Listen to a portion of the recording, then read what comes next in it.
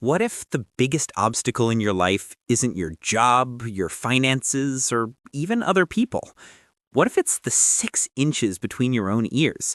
We are all constantly having a conversation with ourselves. But what if much of what we hear is inaccurate, self-sabotaging noise?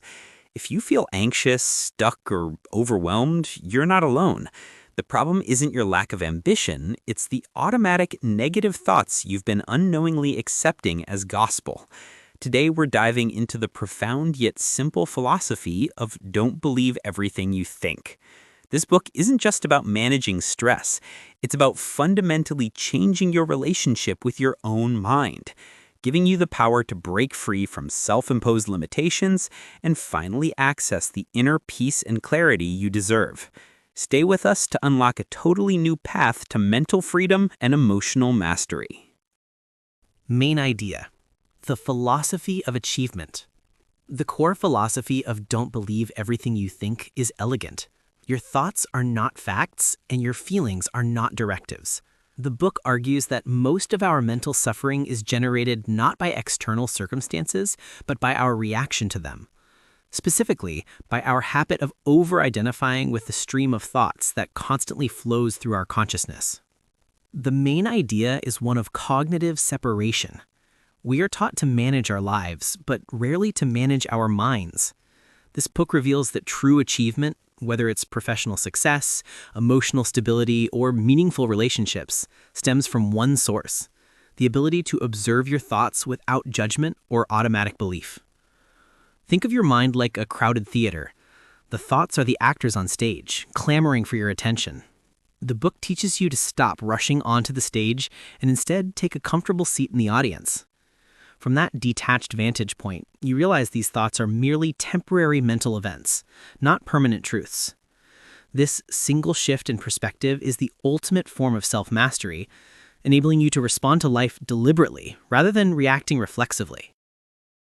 Don't Believe Everything You Think's key lessons deep dive into the science.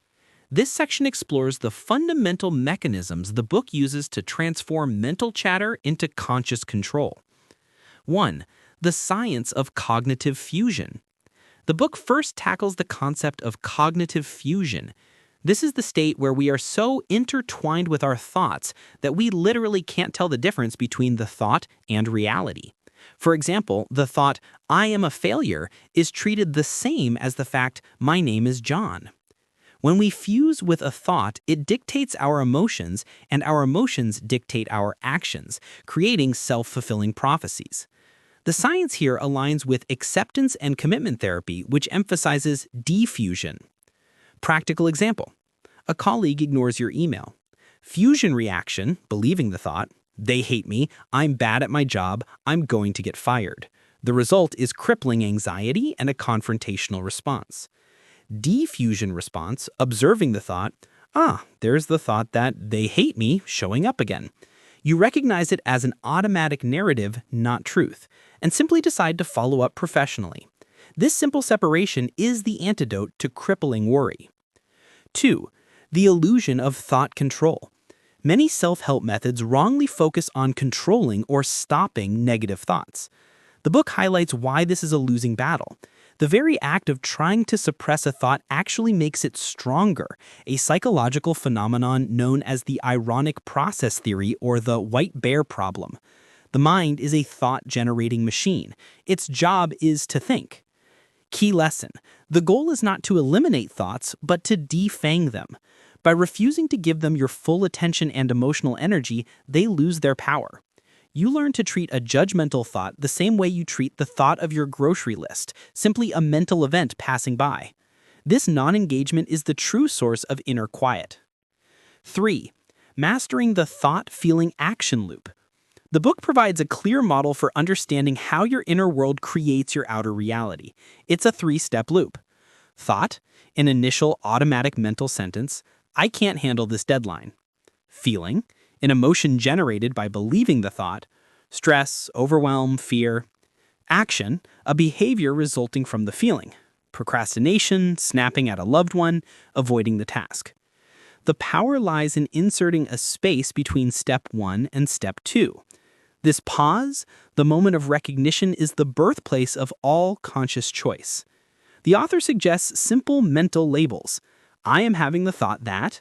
This small linguistic shift immediately creates distance, disrupting the toxic cycle and allowing you to choose a more resourceful thought or action. 4. The nature of true self-confidence. Most people build confidence on achievements, which makes it fragile and dependent on external validation. Don't believe everything you think redefines confidence as mental resilience. True confidence, it's the quiet acceptance that you will inevitably have thoughts of doubt, fear, and inadequacy, but they don't have to stop you. It's knowing that failure is an event, not an identity.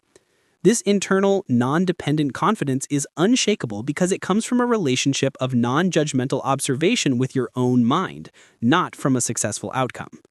This deep lesson provides a sustainable foundation for long-term motivation and peace. Summary: 4 actionable takeaways. These 4 specific steps will immediately begin changing your relationship with your mind. Use the I notice technique. When a negative or self-critical thought arises, mentally frame it as, I notice I'm having the thought that. This instantly transforms you from the victim of the thought to the observer of the thought, neutralizing its emotional charge. The 5-second pause. When you feel a strong negative emotion like anger or anxiety, institute a mandatory 5-second mental pause before reacting. In that brief window, repeat a simple anchor phrase like, "This is just a feeling," or "Wait." This pause breaks the autopilot setting and lets consciousness step in. Label your thoughts, don't judge them. Practice categorizing your thoughts without moralizing. When the mind frets about the future, label it worrying thought. When it replays a mistake, label it ruminating thought. This simple, detached labeling prevents the thought from drawing you into its drama. FAQs, addressing common questions. Q. Is this book just about positive thinking? Absolutely not. Positive thinking attempts to replace negative thoughts with better ones, which is a form of control that often fails. Don't believe everything you think is about thought neutrality. It's about accepting the existence of all thoughts, positive, negative, and neutral, without automatically fusing with or acting upon them. It's about freedom from the constant internal struggle, not about forced happiness. Q. If I don't believe my thoughts, how do I make decisions?